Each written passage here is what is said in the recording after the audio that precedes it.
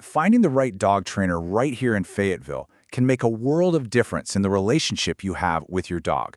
So today, we're going to walk through exactly how to find a great one, making life with your best friend that much better.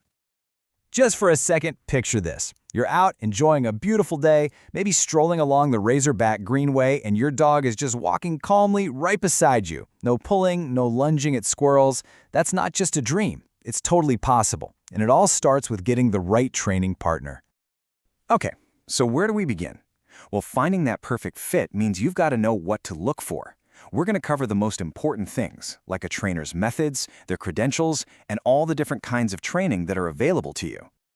One of the first things you're going to hear about is positive reinforcement. And really, all it means is we're rewarding the behavior we want to see. Think treats, praise, a favorite toy. Instead of using force, it's about making learning a fun game. This approach doesn't just work, it builds an incredible bond of trust with your dog. Okay, so you're going to see a bunch of letters after a trainer's name, right? Stuff like this. You don't have to memorize them all, but just know that certifications like CPDTK or KPA-CTP mean that a trainer has really invested in their education and they've passed some tough exams. And if you're dealing with more complex issues like serious fear, a credential like CBCCKK is a really good sign. All right, now let's talk about where the training happens. You've basically got two main paths. In-home training is fantastic for tackling problems right where they happen, like barking at the door or jumping on guests. Then you've got group classes. These are perfect for teaching your dog to focus and stay calm, even with all the distractions of other dogs and people around. And it doesn't stop there. There are a few other options you might run into. Private lessons give you that super focused, one-on-one attention. Day training is great if you've got a busy schedule. And then board and train programs are like a deep dive, immersive camp for dogs with bigger challenges. Okay, let's say you've narrowed it down to a few trainers. Now comes a really important part, the interview. Think of it like you're hiring someone for a really important job, because you are. Having some questions ready will help you feel confident and make the best choice. So what should you ask? Here's a little checklist to have in your back pocket.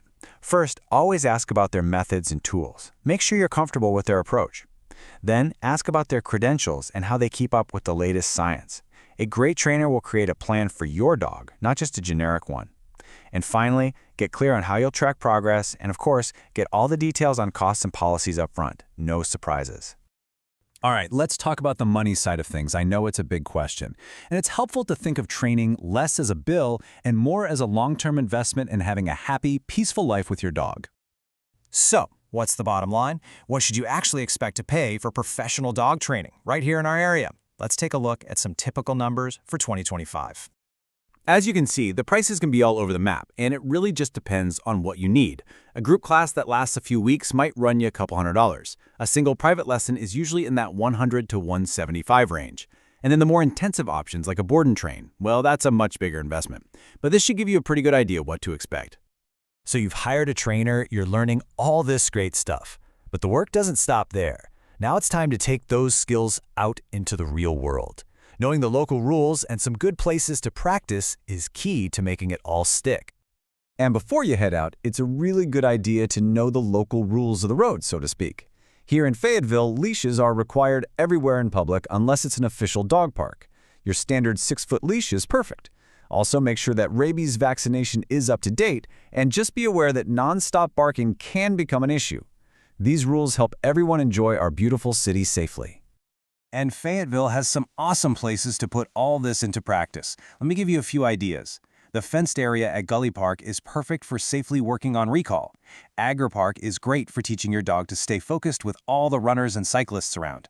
Wilson Park gives you chances to practice calm behavior near events, and the trails out at Devil's Den are just perfect for working on those leashed hiking skills. And really, that's the whole point of all of this, isn't it? Finding the right trainer helps you build this amazing partnership with your dog. That way you can confidently enjoy everything our city has to offer, from a quiet morning at home to a busy afternoon at the park. Best of luck on your training journey.